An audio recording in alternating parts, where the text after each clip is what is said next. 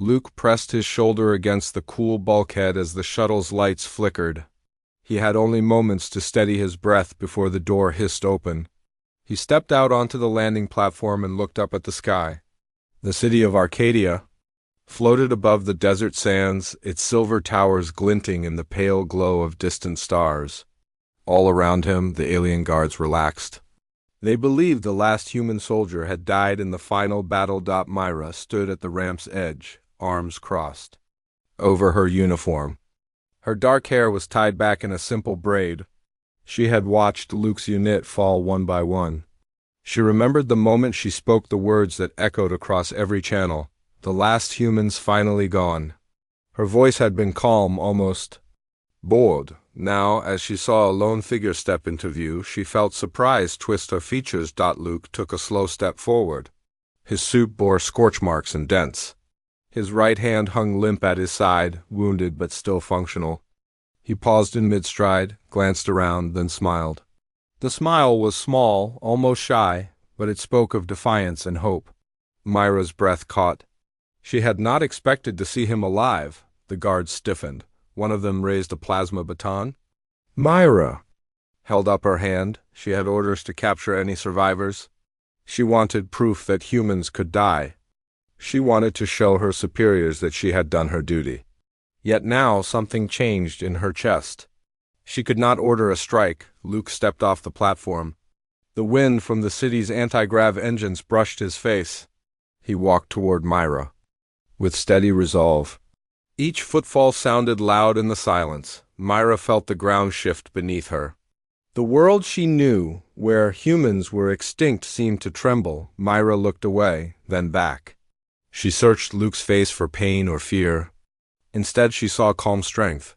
His left eye was bright and clear. His right eye was hidden by a cracked visor, but she sensed no terror. He tilted his head and deeper lines formed around his mouth. "You said I was gone," he said. His voice was soft, but it carried across the platform. Myra felt her throat tighten. She took a step backward, but the guards kept their distance. None of them moved to help her. She barely heard their footsteps on metal. She barely noticed the distant hum of the city. All she knew was the man before her, alive. Luke's smile widened. He lifted his right hand, fingers curling in a casual wave. "Guess you were wrong," he said. His tone was not angry. It was almost playful. Myra's lips trembled. She forced herself to stay silent. Behind Myra, a younger officer whispered in her ear. Myra shook her head and lifted a finger. "Stay," she said quietly. The officer nodded and held his ground. Myra turned back to Luke. Luke took another step. He flexed his left arm, the one under his jacket. Myra saw the bandages and the stiff outline of a healing wound. He had lost blood, but he was still standing.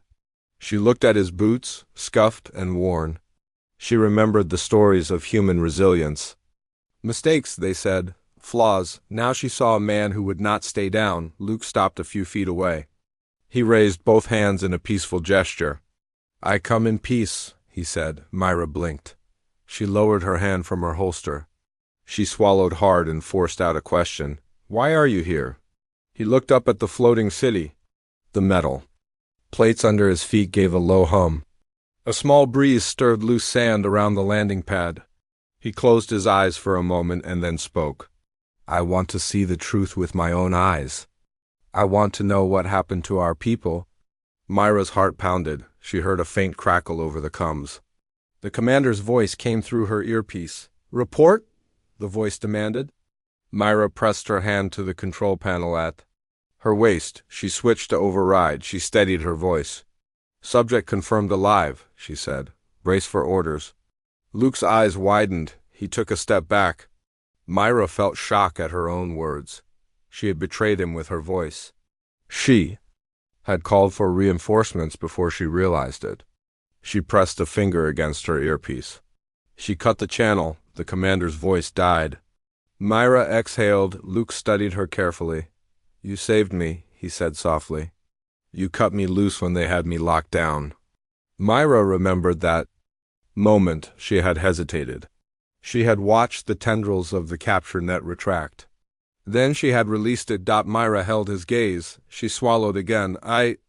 I did what I thought was right, she said. The words felt strange in her mouth. She had trained to see humans as enemies. Yet here was one, standing alive before her. Luke took a step forward. He offered his uninjured hand. Myra hesitated, then placed her palm against his. His hand was warm. It felt like a promise. Around them, the city lights pulsed. The guards relaxed. The younger officer glanced between Myra and Luke, uncertainty. In his eyes, Myra turned away from him. She looked up at the towers. She let her hand slip from Luke's. Myra, Luke said. His voice was gentle. He used her name. It carried weight. I need your help. Myra thought of the orders, of duty, of honor. She weighed them against the man before her. She thought of the stories her people told, that humans were gone, that they were no threat. She thought of the words she had spoken. Luke's hand dropped. He stood straight, his chest heaving with tired breaths. He seemed vulnerable. He seemed strong. He seemed alive. Myra lifted her chin. She faced him. I will help you, she said. Her voice was quiet but firm. Luke's eyes glowed in the low light. He nodded once. A small breeze whispered across the platform. The city above HUMMED. Myra motioned the guards back. She swept her arm toward the gangway. Come inside, she said. But no tricks. Luke held up his palms, then turned and walked slowly toward the open door. Myra followed. As he passed her, she saw the faint scar on his cheek. She wondered what he had endured. She closed the door behind them. The platform's lights dimmed. The city noise faded. Inside, the corridors were narrow and clean. The air smelled of antiseptic and metal. Luke caught the scent. He looked around with curiosity. Myra watched him. She felt a strange hope stirring. Myra led him down the hall. She paused at a junction and pressed a panel. A sliding door opened. Inside was a small chamber with a bench and data terminals. She motioned him inside and closed the door. Luke looked at the bench. He sat down and reached for his jacket pocket. He pulled out a small data shard. He held it out to Myra. Myra caught the shard in her palm. She stared at its surface. Data mapped out in bright teal lines. She wondered what it held. Luke leaned forward. That holds the record of the last human battalion, he said. What they did in the final hours. Myra looked at him. She felt the weight of history in that shard. She remembered her people's victory celebrations. She remembered the broadcast. She remembered her words. Luke's voice broke her thoughts. Please, he said. Tell me why they said I was gone. Myra pressed the shard to the reader slot on the wall. The terminal lit up. Data scrolled across the screen. She took a deep breath. Because they wanted to believe it, she said softly. Because they wanted to think it was over. Luke nodded. He closed his eyes. Myra watched him. She wondered what the future held now that one human still lived. Outside, the city lights pulsed like a heartbeat. Inside, Myra and Luke stood together, facing a new truth. Luke pressed his palm against the terminal. Data poured onto the screen in bright lines. Numbers and letters scrolled faster than his eyes could read. Myra stood beside him. She watched the code with a puzzled look. He pointed to a line. This is the command sequence for our final attack, he said. His voice was calm. He explained that the human fleet had fought to protect their world. He told her how they had tried a bold maneuver near Epsilon Prime. The data showed every step. Myra listened. She had learned about humans in history class. They were fierce fighters. They were also scientists and builders. But she never heard their last words. Now Luke gave her a clear record. He scrolled through the data. We lost too many ships, he sighed. Many crews died, but we held our ground long enough. Then we activated the fail-safe. Myra leaned closer. Fail-safe? She asked. The station lights hummed. Footsteps echoed in the hallway. Luke nodded. It was a hidden protocol. It would destroy our fleet before the enemy could capture it. We would leave no technology behind. In case our secrets fell into other hands, Myra's heart pounded. They destroyed your ships on purpose? She asked softly. Luke shrugged. It was the only way. We hoped to slow the alien advance. It gave our world time to recover. But no one expected me to survive. I was on that cruiser, the Artemis. He touched. The shard. Myra felt sadness and respect. She saw a man who lost his world. Yet he lived. A sharp sound cut through the room. The door alarmed. Red lights flashed above. Myra grabbed Luke's wrist. They found out I helped you, she whispered. Luke looked at the door. Guard boots clanged. In the corridor, voices called out. He stood. We have to move, he said. Myra nodded. She tapped the panel. The door slid open a crack. She peered out. 2 guards stood at attention. She stepped outside and raised her hands. I am Officer Myra Khan, she said. Her voice was steady. I escort this subject to interrogation. Move aside. The nearest guard eyed her uniform. He looked at Luke. He frowned. But this is a private chamber, he said. Myra took a deep breath.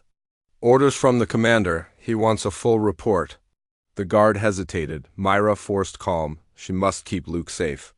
Very well, the guard said.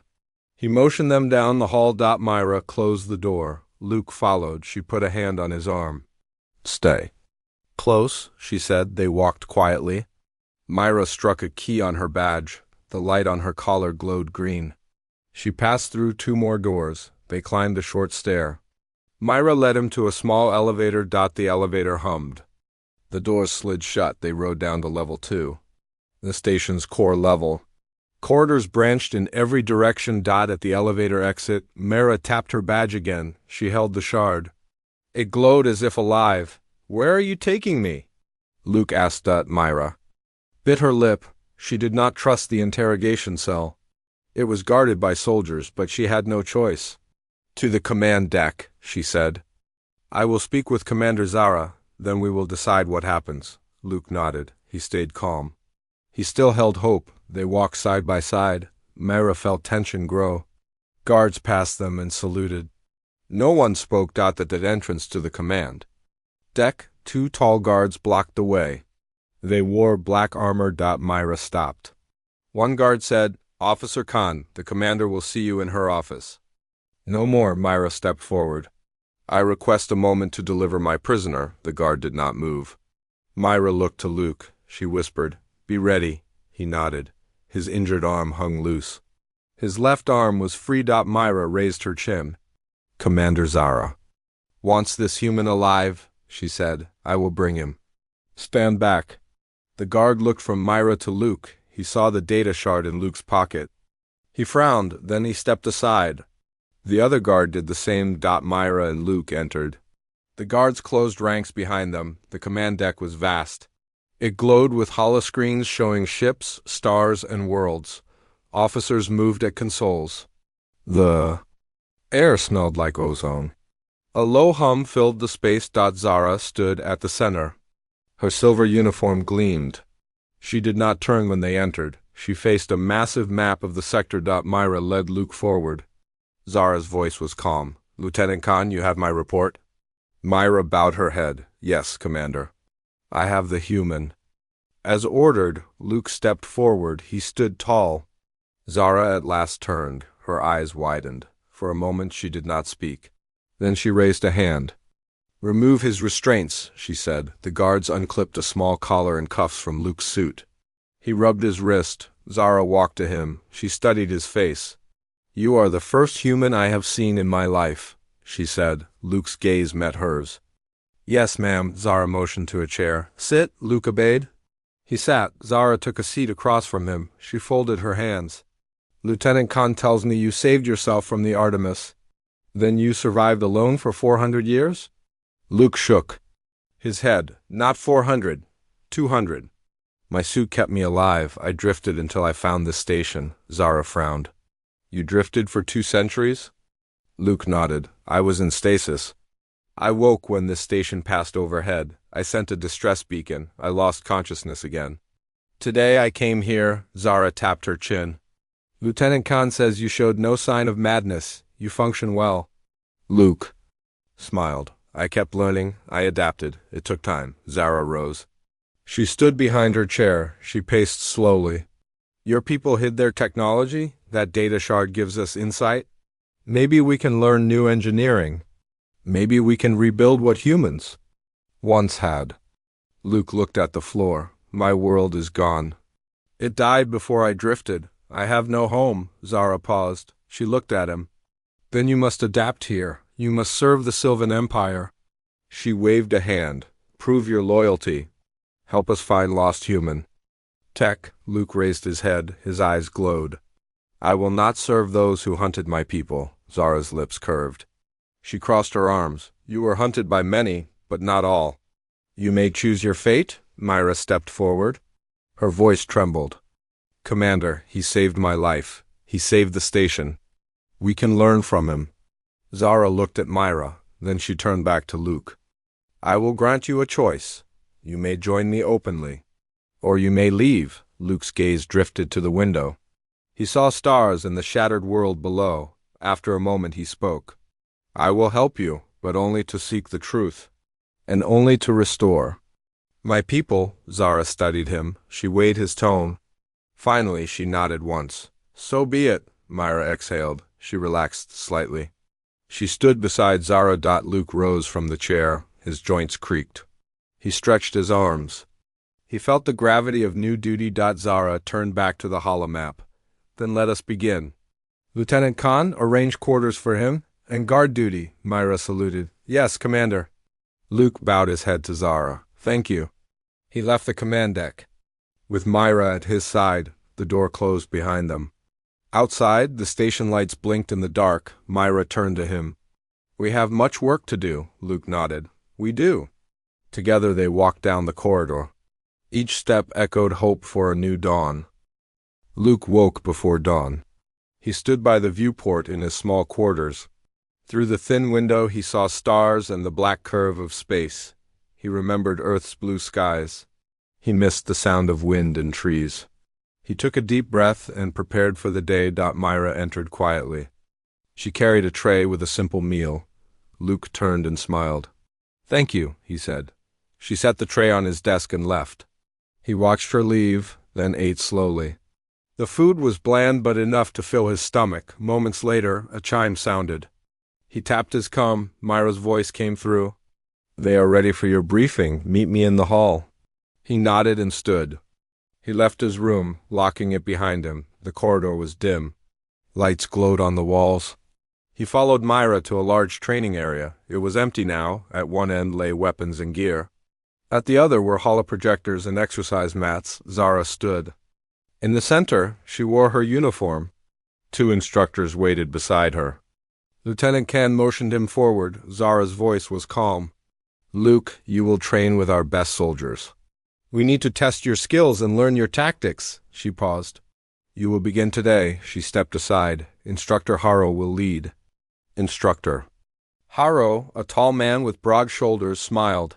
He bowed slightly. Welcome, human. I am Haro. I will guide your combat test. He pointed at the mats. We start with hand-to-hand drills. Follow my moves and show me yours. Luke nodded and stepped forward. He warmed up with stretches. Haro began a slow sequence of blocks and strikes. Luke copied each move. They moved in silence for a while. Haro then sped up.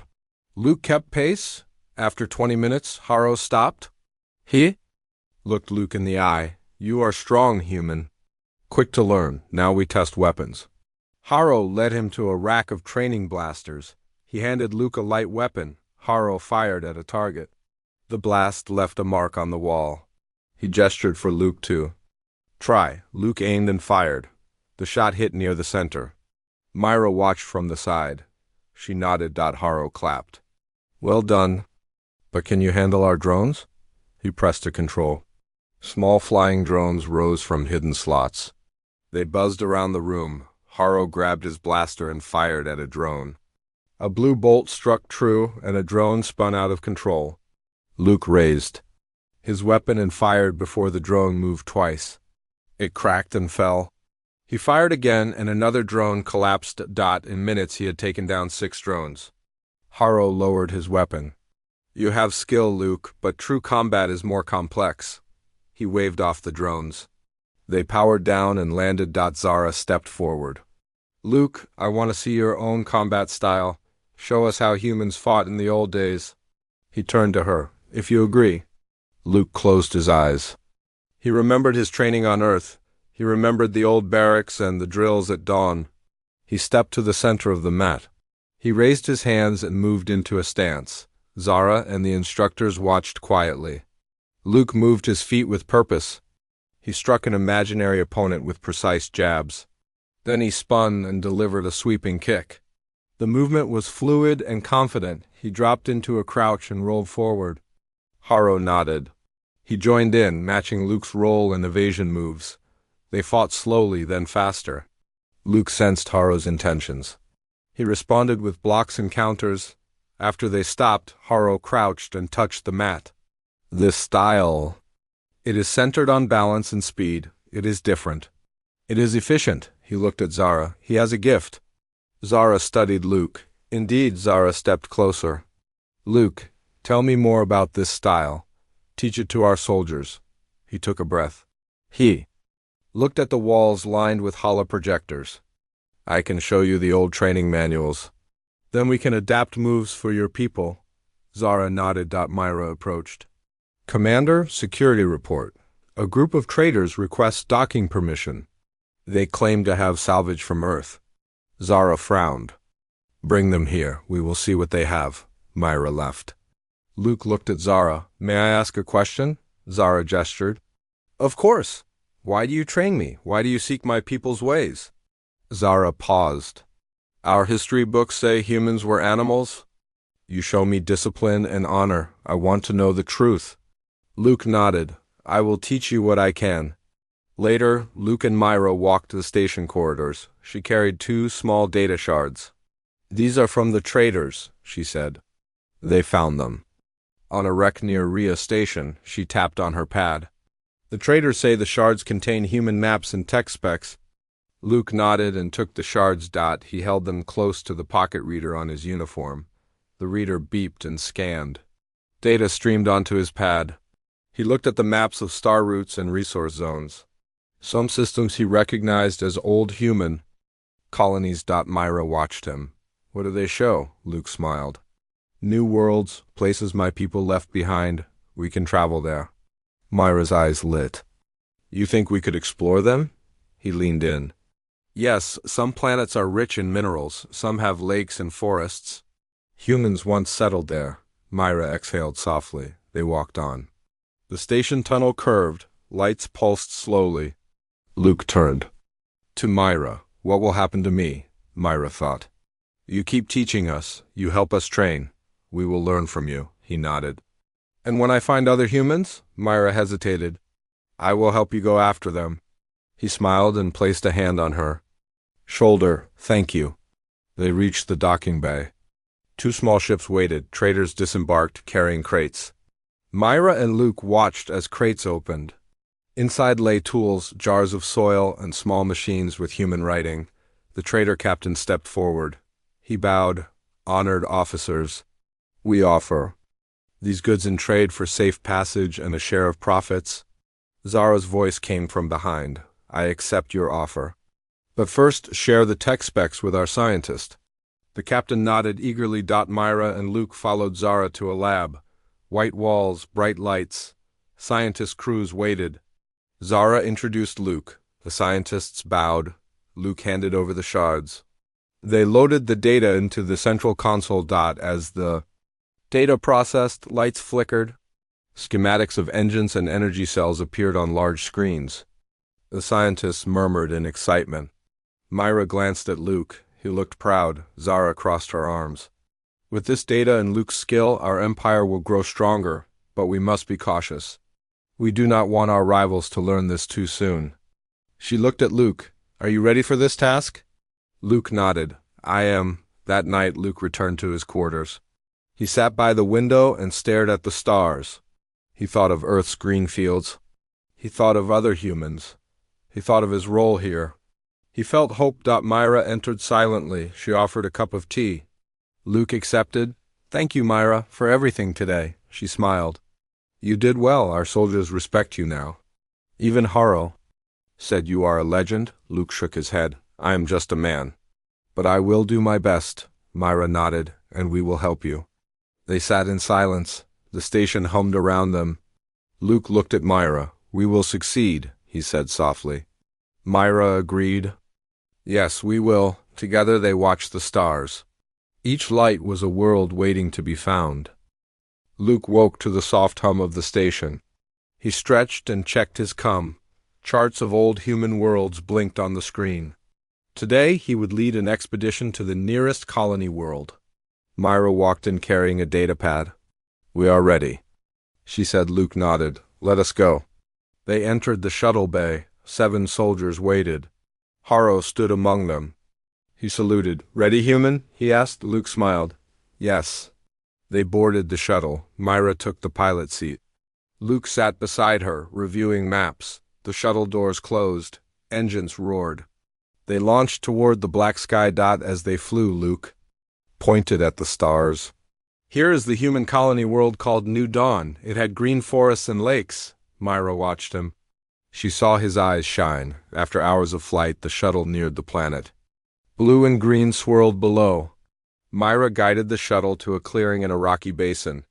The landing area was overgrown with moss. Ruins of domes lay broken. No lights glowed. Haro led the team out. Luke and Myra followed. The air smelled fresh. Luke inhaled deeply. Almost like Earth. He walked toward the largest dome. Its glass was cracked. Ivy climbed the walls. Inside they found halls strewn with plants. Furniture lay overturned. A holographic panel flickered weakly. Luke tapped it. It showed a map of the settlement.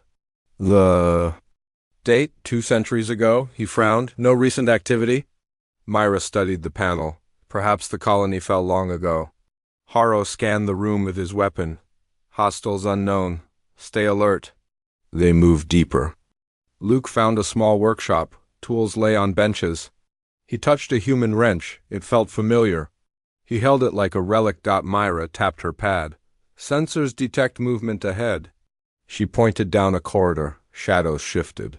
Haro signaled and they advanced. At the corridor's end, 2 figures emerged. One wore a Sylvan uniform. The other wore ragged clothes. The Sylvan held a weapon to the other's head. Myra called out, "Drop your weapon!" The Sylvan guard spun. The human captive flinched. The Sylvan pressed the weapon. "Stay back," he snarled. Luke stepped forward. "Stop!" Both Sylvans froze. The rogue guard lowered his weapon slightly. "This human is mine," he said. "He found me first." Luke raised his hands. "I am not your prize. Let him go." The captive stepped forward. He was an older man with gray hair. His clothes were torn, but his posture proud. He faced the guard. The guard sneered. "He's a prize in my service." Myra aimed her weapon. "Let him go, or I fire." The guard looked at her. He laughed. "You will fire on one of your own?" Luke raised his voice. "You do not own him. He is free." The guard hesitated. He rested the weapon on his hip. "Free?" "No one." "Freeze me." Luke moved closer. He spoke quietly. "Let him go." "We came peacefully." The guard stepped back. He looked at the old man. He lowered the weapon entirely. "Fine, you win this time." He threw the weapon aside. 2 more guards appeared behind him. They wore Sylvan colors. The rogue guard saluted. "Lord Haro's crew is ready to leave." The new guards raised their weapons at Myra and Haro. Myra cursed and aimed at them. Luke stepped between them. "Wait, we need to talk." The new guards hesitated. Luke raised his palms. "I am Luke of Earth. We seek only to help." The guards narrowed their eyes. Haro moved behind Luke. He gripped his weapon. Luke stayed calm. The rogue guard spoke. "These are Lord Haro's men. They claim the planet for him. He says human tech? Here is his reward." Myra frowned. "Lord Haro?" "He is a pirate king." Luke turned to the captive. "Are you Lord Haro?" The old man shook his head. "No, my name is Carter Hayes. I was a settler. When supplies ran low, I hid here." He pointed to the guards. "Haro took me prisoner and claimed these ruins." He glared at the rogue guard. The rogue guard spat. "He is liar." "I found the tech first." Myra stepped forward. "This colony was human. We came to find records, not fight. Leave this world, now." The rogue guard laughed. "We serve Haro. You cannot stop us." Haro raised his weapon. He fired a warning shot at the ground. "We can if you force us." The rogue guard looked at his men. The other two lowered their weapons slightly. Luke spoke softly to the guard nearest him. Let them go. There is honor. Here? The guard's eyes flicked. He relaxed his shoulders. He motioned to his comrades. They turned their rifles upward. The rogue guard cursed. He looked at Carter Hayes. He stepped forward and kicked him. Carter stumbled but stayed upright. Luke stepped between them. He used his left arm to grab the rogue's shoulder. He twisted and pushed him aside. The rogue stumbled and fell. Myra rushed forward. She cuffed the rogue guard. The other two dropped their weapons. Haro disarmed them. Myra turned to Luke. That was dangerous. Luke brushed dust off his uniform. Sometimes you must act swiftly. Carter Hayes rubbed his bruised shoulder. Thank you all. He looked at Luke. I owe you my life. Luke helped him to his feet.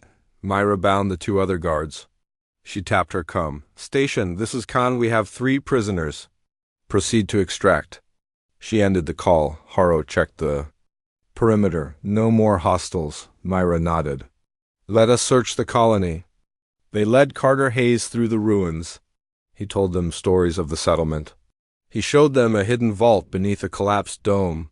This holds our records, he said. They cleared rubble. Luke guided a drone to scan the vault. A metal door slid open. Inside lay shelves of cylinders. Data archives of New Dawn Colony. Luke's eyes glowed. These are records of human worlds. Coordinates, histories, tech. Myra tapped her pad. We will copy all data. Carter smiled. Spread my people's story again. Myra looked at the sky. We will send this back to the station. They loaded the data cylinders into crates. Carter watched with relief. The rogue guard's men were silent in custody. As they prepared to leave, the rogue guard spat at Luke. This is not over. Luke stepped forward. He spoke quietly. It is over for you. But it is only the start for all of U.S. The guard glared but said nothing. Myra signaled the shuttle. Everyone aboard! They climbed into the shuttle. Carter sat beside Luke. Myra piloted. Haro kept watch. The shuttle launched. Luke looked back at the green world. We did well. Carter nodded. You honor human memory. Myra set course for the station. These records will change everything. Luke exhaled. I hope so. He looked at Myra. Thank you for believing in me. Myra smiled. You gave us new hope. They flew toward the station, carrying the first true record of New Dawn Colony. In their hands lay the future of both Sylvan and human histories. Luke woke to the low hum of the station's engines. He donned his uniform and checked his gear. Today would be different. Today he would speak before the Council of Admirals. He felt both pride and fear. He left his quarters. Myra met him in the hallway. She held 2 data pads. Are you ready? She asked. Luke took a pad. It held maps and records from New Dawn Colony. The other held research on ancient human technology. Yes, he said. Let us go. They walked to the council chamber. It was vast and circular. A ring of seats rose around a central podium. The council sat silent, their faces lit by holo displays. Zara stood at the podium. She nodded at Luke. He stepped forward and saluted. Admirals, he began. I come to share the history and promise of humanity. He placed the data pads on the stand. He swiped one. Holo maps of human worlds rose above him. Stars and systems glowed. He pointed to the nearest worlds. These are the homes of my people. Some lie in ruin. Others wait for us to rebuild. He saw a muted surprise among the admirals. Myra watched from the side. She felt his courage. He moved. To the second pad, he pressed a button. Schematics of human engines and power cores appeared. This technology powered our ships and cities. It harnessed energy with clean efficiency. It can help your fleets travel farther and with less fuel. He saw an admiral lean forward. Luke continued. But more than tech, humanity stood on hope and unity. We honored life and learning. We built communities. We explored the stars not for conquest, but for understanding. He felt emotion rise in his voice. He concluded. I offer this knowledge freely. I ask your help to rebuild what was lost. Together, Sylvan and human can forge a new era. He ended and stood still. Silence filled the chamber. Then Admiral Turan spoke.